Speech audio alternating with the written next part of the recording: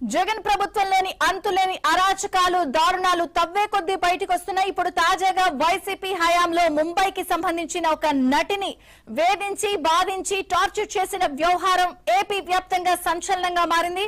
5 కోట్ల వరకు హీరోయిన్ కుటుంబానికి ఆఫర్ చేశారు. ఎలాగైనా ఆ ఆఫర్ కు ఒప్పుకునేలా చేయాలంటూ ఆ పనిని ఓ ఐపీఎస్ అధికారికి అప్పగించారు. ఐపీఎస్ అధికారి, ఒక ఇన్స్పెక్టర్, సబ్ ఇన్స్పెక్టర్ కలిసి ముంబైకి వెళ్లి హీరోయిన్ సహా ఆమె కుటుంబం మొత్తాన్ని విజయవాడకు తీసుకొచ్చారు.